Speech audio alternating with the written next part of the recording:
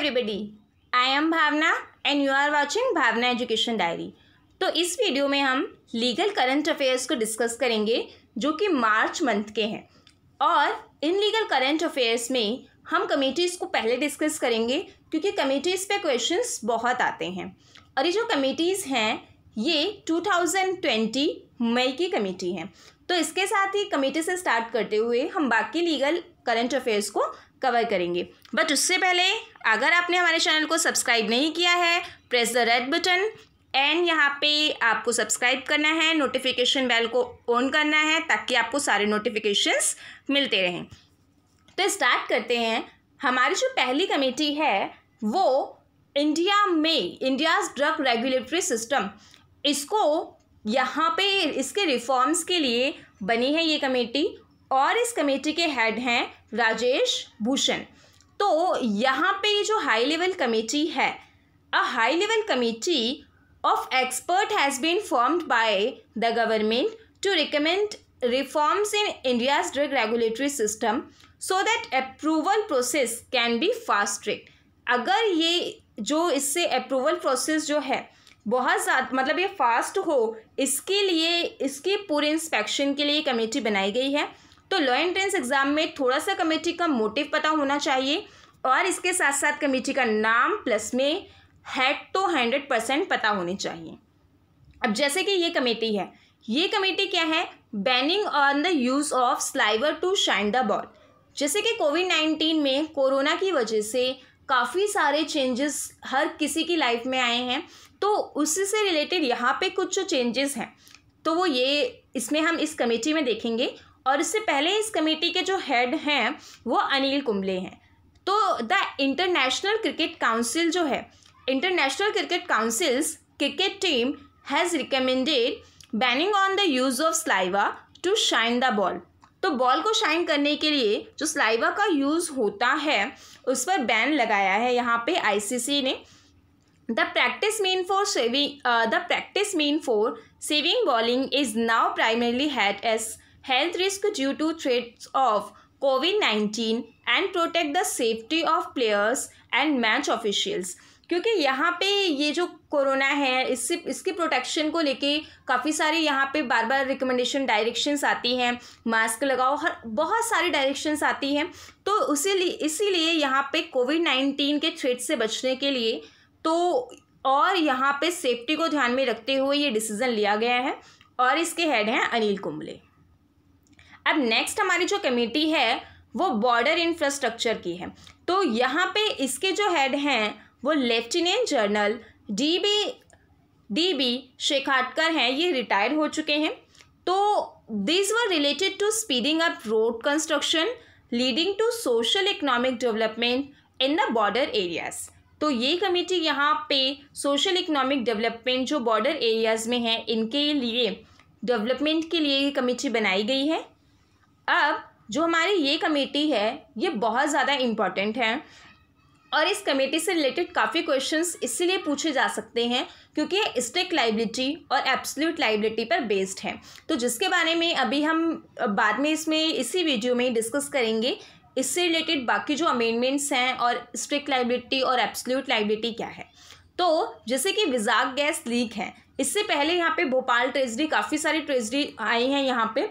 तो इसके जो हेड हैं वो नीरब कुमार प्रसाद है। तो यहाँ पे the Andhra Pradesh government on 16 में कॉन्स्टिट्यूट अ 5 मेंबर हाई पावर कमेटी। यहाँ पे कितने मेंबर हैं ये भी इम्पॉर्टेंट है कि 5 मेंबर हाई पावर कमेटी है to probe into the causes behind the leakage of styrene gas from the LG polymer plant. LG polymer plant से जो स्ट्रेन गैस लीक हुई है ये उस पर है और ये आर वेंकटपुरम इन विशाखापट्टनम में एलजी पॉलीमर से ये गैस रिलीज़ हुई है। गैस का नाम आपको पता होना चाहिए, कितने मेंबर कमेटी है ये पता होने चाहिए। और यहाँ पर आपको ये फैक्ट अभी याद रखने हैं क्योंकि अभी हम इसे डिस्कस करेंगे एक्सप्लेनेशन में। अब यहाँ पे जो नेक्स्ट कमेटी है वो 4G internet service in Jammu Kashmir में 4G इंटरनेट सर्विसेज के लिए ये कमेटी बनाई गई है और इस कमेटी के हेड हैं मिनिस्ट्री ऑफ होम अफेयर्स इसने बनाई है ये कमेटी, इनको हेड कर रहे हैं ये। तो सुप्रीम कोर्ट की बेंच, इसमें 3 जजेस थे इनकी बेंच में। खाली इसके लिए इतना ही जानना ज़रूरी है एंट्रेंस पर्पस के लिए कि इसके जो justice NV Raman, justice R Subhash Reddy and BR Gavai, तो ये 3 बेंच में यहाँ पे जजेस हैं। अब ये जो कमेटी है ये कॉन्स्टिट्यूशनल कमेटी है, पार्लियामेंट्स पब्लिक अकाउंट्स कमेटी। तो इसके हेड हैं अधीर रंजन चौधरी।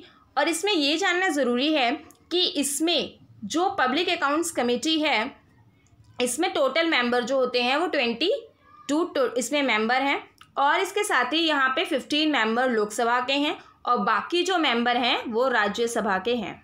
ये वर्ड रॉन्ग वर्ड है। अब यहाँ पे जो नेक्स्ट कमेटी है वो यहाँ पे जो कमेटी है examine the comments received on the consultation paper floated. तो जो कंसल्टेशन पेपर फ्लोटेड है इससे रिलेटेड जो कमेंट्स रिसीव्ड हुए हैं उसको एग्जामाइन करने के लिए यहाँ पे कॉर्पोरेट अफेयर्स की मिनिस्ट्री जो है इसको हेड कर रही है। तो यहाँ पे इन्होंने 7 मेंबर कमेटी जो है कॉन्स्टिट्यूट की है, और यहाँ पे the ministry of corporate affairs has constituted a 7 member committee to examine the comments received on consultation paper floated by it for enhancing audit independence and accountability in the country। तो हमारी country में जो accountability होती है और यहाँ पे enhancing audit independence, इन सभी से रिलेटेड जो कंसल्टेशन पेपर फ्लोटेड से यहाँ पे जो कमेंट्स रिसीव्ड हो रही हैं उन सभी को ये कमेटी क्या करेगी, एग्जामाइन करेगी। इंपॉर्टेंट चीज़ कमेटी का नाम, कमेटी के हेड और कितने मेंबर की कमेटी है। अब नेक्स्ट जो है यहाँ पे ये हमारे कुछ बिल्स, और यहाँ से हम कुछ बिल्स और बाकी सारी चीज़ें इश्यूज हैं उनको मैंने यहाँ पे कवर किया है। तो जैसे कि यहाँ पे एक डोमिसाइल सर्टिफिकेट प्रोसीजर रूल, ये क्या है, जम्मू कश्मीर ने डोमिसाइल सर्टिफिकेट जो प्रोसीजर का रूल है उसको यहाँ पे पास किया है। बेसिकली क्या था कि यहाँ पे जो डोमिसाइल सर्टिफिकेट है वो प्रोवाइड किया जाना था। जैसे जम्मू कश्मीर पहले स्टेट था, अब उसको यूनियन टेरिटरी बना दिया गया है। तो यहाँ पे ये क्या है, सबसे पहले इसको देखते हैं। The Jammu and Kashmir grant the domicile certificate procedure rules 2020 has been provided through an amendment of Jammu and Kashmir civil services decentralisation and requirement act 2010। ये नाम आपको ध्यान रखना है क्योंकि पहले ये था, उसके बाद इसको अमेंड करके ये एक्ट बनाया गया है। और इसमें जो है प्रॉपर जम्मू कश्मीर के डोमिसाइल के लिए जो एक डेफिनेशन है वो गिवन है, जो अभी हम देखेंगे। उससे पहले यहाँ पे ये भी बोला गया कि जो कॉम्पिटिटिव अथॉरिटी है यहाँ पे उन पर 50,000 का यहाँ पे क्या पेनल्टी भी लग सकती है अगर उन्होंने डोमिसाइल सर्टिफिकेट को इशू करने में देरी की। तो ये 50,000 का है, ये उनकी सैलरी में से भी कट हो सकता है। अब इसके बाद हम देखते हैं कि इसमें यहाँ पे ये ऑर्डर किस में किया गया है और इसमें कौन कौन से पर्सन जो है वो इसके थ्रू इसमें फॉल करेंगे कि कौन कौन से इसमें यहाँ पे हैं। तो जैसे कि एक पर्सन जो है यहाँ पे जम्मू एंड कश्मीर के यूनियन टेरिटरी में 15 ईयर्स से रह रहा है और पढ़ रहा है, जो 10th और 12th का यहाँ पे स्टूडेंट है, बाकी मिसिंग है यहाँ पे थोड़ा सा, 10th और 12th का जो स्टूडेंट है वो यहाँ पे जम्मू एंड कश्मीर का डोमिसाइल कहलाएगा। इसके साथ ही यहाँ पे पहले कुछ और ऐसे थे, कुछ लोग ऐसे थे जो जम्मू एंड कश्मीर के नहीं कहला रहे थे, लेकिन इस एक्ट के पास होने के बाद यहाँ पे वो भी जम्मू कश्मीर के सिटीज़न कहलाएंगे, सिटीज़न डोमिसाइल कहलाएंगे। तो जो कुछ शादी के बाद जिनका कुछ पाकिस्तानी रिफ्यूजीज थे वो सभी अभी जम्मू कश्मीर के डोमिसाइल में आ जाएंगे। तो काफ़ी ज़्यादा इसमें बहुत ज़्यादा और एक्सप्लेनेशंस हैं, बट जो एग्ज़ाम पर्सपेक्टिव से इम्पॉर्टेंट है हमने उसको इसमें कवर किया है। तो आपको ये पता होना चाहिए इसका ईयर क्या है, इसका भी पूरा नाम। अब जो नेक्स्ट है यहाँ पे कि what is collective consign invoked by Indian court in death penalty cases. तो यहाँ पे इस साल में कुछ बहुत ज़्यादा ही इम्पॉर्टेंट कुछ न्यू चीज़ें भी हो रही हैं। जैसे कि मार्च में अगर हम निर्भया केस में देखें तो जो 4 कन्विक्ट थे उनको हैंग किया गया था। तो ऐसा यहाँ पे कहा जाता है पहले नहीं हुआ है।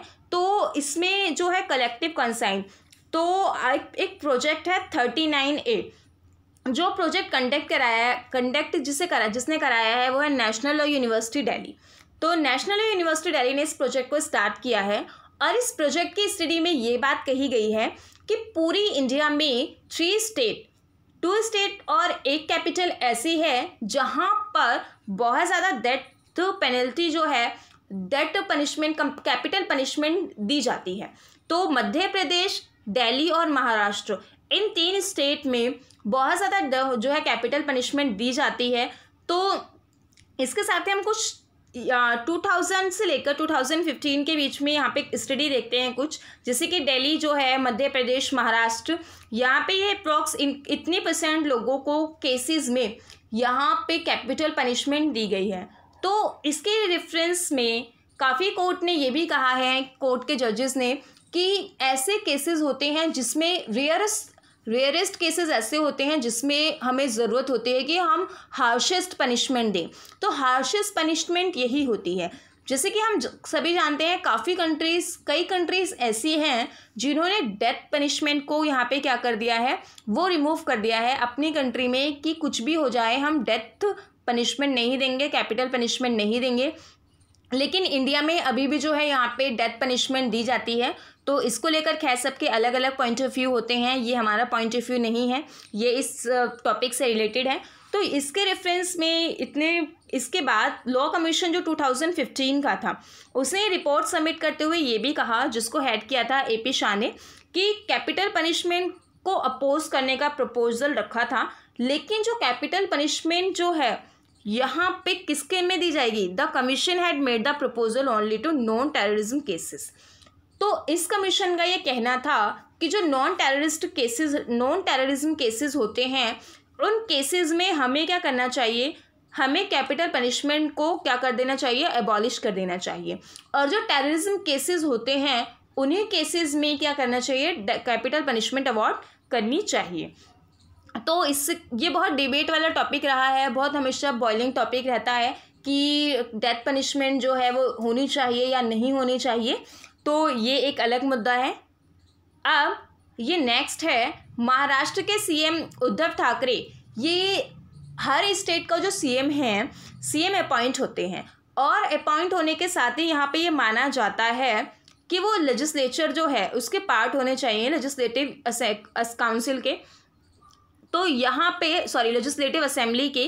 तो जैसे कि राज्य में एक CM होता है, राज्य का जो CM है वो देश के PM के समान होता है। तो आर्टिकल 164 ऑफ इंडियन कॉन्स्टिट्यूशन ये राज्य के CM के बारे में बात करता है। तो उसी के साथ ही जो मिस्टर उद्धव ठाकरे हैं वो current chief minister of Maharashtra हैं। उससे पहले की जो कंट्रोवर्सी है, जो इशू है, वो हमारे लिए जानना बहुत ज़रूरी है। तो जैसे कि मिस्टर ठाकरे जब यहाँ पे CM बने थे, तो यहाँ पे इनके मेंबर नहीं थे, लेजिस्लेटिव मेंबर नहीं थे। बट अब उसके बाद क्या कहा गया था, mister Thackeray is to enter the state legislature through legislative council, he is not a member of Maharashtra state legislative assembly. तो जिस वक्त ये बने थे उस वक्त ये क्या थे, लेजिस्लेटिव असेंबली के यहाँ पे मेंबर नहीं थे। He was sworn in as the CM of Maharashtra on November 28, 2019। तो यहाँ पे क्योंकि इन्हें मेजॉरिटी मिल गई थी स्टेट लेजिस्लेचर में, इसीलिए ये CM बने थे, क्योंकि जिस पर्सन को मेजॉरिटी मिलती है तो वही यहाँ पे CM बनता है। तो इनको 2020 मई 27 तक का टाइम दिया गया था, और यहाँ पे अपने आप को स्टेट लेजिस्लेचर में एक मेंबर बनाने के लिए। तो यहाँ पे वो क्या कर चुके हैं, स्टेट लेजिस्लेचर में लेजिस्लेटिव काउंसिल के थ्रू एंटर हो चुके हैं। तो इससे रिलेटेड आपको आर्टिकल 164 पता होना चाहिए, इम्पॉर्टेंट है, और 169 जिसमें बाकी का स्टेट लेजिस्लेचर का पूरा प्रोसेस बताया गया है। अब ये मेन पॉइंट जिसको हमने पहले डिस्कस किया था, विजाग गैस ट्रेजेडी। तो यहाँ पे ये जो ट्रेजेडी होती है, इसके साथ स्ट्रिक्ट लायबिलिटी और एब्सोल्यूट लायबिलिटी, इसको हमें पढ़ना होगा। तो यहाँ पे जैसे हम स्ट्रिक्ट लायबिलिटी पढ़ते हैं, स्ट्रिक्ट लायबिलिटी से एक बहुत ही फेमस केस है, राइलैंड वर्सेस फ्लेचर वाला केस है। बहुत बार ये लॉ एंट्रेंस टेस्ट में पूछा जाता है कि ये केस किस पर बेस्ड करता है। तो राइलैंड वर्सेस फ्लेचर वाला जो केस है वो स्ट्रिक्ट लायबिलिटी पर बेस्ड करता है। तो यहाँ पे इसके थ्रू स्ट्रिक्ट लायबिलिटी और एब्सोल्यूट लायबिलिटी, इनमें एक मेजर फर्क जो होता है वो ये मेजर फ़र्क होता है कि जो स्ट्रिक्ट लाइबिलिटी होती है इसमें आपको एक्सेप्शन, आप कुछ कुछ चीज़ों का एक्सेप्शन ले सकते हो, लेकिन वहीं पर अगर आप एब्सोल्यूट लाइबिलिटी देखते हो तो एब्सोल्यूट लाइबिलिटी में आपके किसी भी कंडीशन में आपके पास कोई जो है वो एक्सेप्शन नहीं होता, कोई भी डिफेंस नहीं होता। तो देखते हैं, विजाक गैस ट्रेजरी के थोड़े इश्यूज हम पहले देख चुके हैं। तो इसमें एनजीटी ने क्या किया है, स्ट्रिक्ट लाइबिलिटी का टर्म यूज़ किया है कि यहाँ पे स्ट्रिक्ट लाइबिलिटी है। Legal experts claim that the term absolute liability should have been used. तो यहाँ पे एनजीटी ने बोला है कि स्ट्रिक्ट लाइबिलिटी है। कुछ लीगल एक्सपर्ट का यहाँ पे कहना है कि इसे हम स्ट्रिक्ट एब्सोल्यूट में करें, शुड हैव बीन यूज्ड, कि हमें इसे एब्सोल्यूट मानना चाहिए। तो the NGT has rule to deposit an initial amount of ₹50 crore. तो 50 करोड़ का यहाँ पे इसके लिए इनिशियल अमाउंट रखा गया है। तो it has also form a fact finding committee, इसके लिए कमेटी भी हम आगे डिस्कस कर चुके हैं। तो इसमें इतना अमाउंट जो है वो देना है। तो ये जो गैस लीक कहाँ से हुई, एलजी फार्मेसी से हुई है। तो स्ट्रिक्ट लाइबिलिटी जो वर्ड है ये 1868 से आया है और इसमें ये क्या करता है, कुछ एग्जेम्पशंस भी प्रोवाइड कराता है प्रॉपर लाइबिलिटी से, जबकि एब्सोल्यूट लाइबिलिटी जो है यहाँ पर कोई भी एग्जेम्पशन नहीं है, आपके पास कोई भी डिफेंस नहीं होगा उस अपनी लाइबिलिटी से बचने के लिए। तो एब्सोल्यूट लाइबिलिटी जो है हमारी इस concern as a part of article 21 और जो आर्टिकल 21 पर बेस्ड है। अब इसके बाद है एक ऑर्डिनेंस, यूपी की गवर्नमेंट ने एक ऑर्डिनेंस पास किया है जिसमें लेबर लॉ को 3 साल के लिए सस्पेंड किया गया है। और जो लेबर लॉ को 3 साल के लिए वो सस्पेंड करने के बेनिफिट ये बताए गए हैं, ये सरकार ने बताए हैं, ये मेरे व्यू नहीं हैं। तो जो इसका ये कहना है यहाँ पे गवर्नमेंट का ये बेनिफिट है कि जो यहाँ पे ट्रेडर्स होते हैं, जो टेंडर वगैरह होते हैं, जो काम होते हैं, यहाँ पे कई लेबर लॉज में उन पे ऐसे प्रोहिबिट होते हैं कि वो इतने जो है वो लेबर्स, इतने से ज़्यादा लेबर्स को नहीं लगा सकते या इतना टाइम तक थोड़ा काम नहीं करवा सकते। उसके जो लॉ होते हैं वो कहीं ना कहीं डेवलपमेंट में थोड़ा जो है वो थोड़ा सा प्रोहिबिट कर देते हैं उसको। तो बस यहाँ पे ये है कि अब वो ज़्यादा लेबर को यूज़ कर सकते हैं। तो इसीलिए इस बेनिफिट की वजह से 3 साल तक के लिए इसे सस्पेंड किया है। दे कैन आस्क को कितने टाइम के लिए करा है। तो the ordinance does not include building, ये किसको नहीं इंक्लूड करा, बिल्डिंग को, and other construction workers act को, वर्कर एक्ट्स भी इसमें इंक्लूड नहीं है। और यहाँ पे बॉन्डेड लेबर एक्ट भी नहीं है, वर्कमैन कंपनसेशन एक्ट भी नहीं है, और इसमें सेक्शन 5 ऑफ पेमेंट वेजेस जो है ये भी इसका एक्ट का जो सेक्शन 5 है ये भी इसमें फॉल नहीं करता। So that's all from my side. अगर वीडियो हेल्पफुल लगे इसे लाइक ज़रूर कीजिएगा एंड थैंक यू।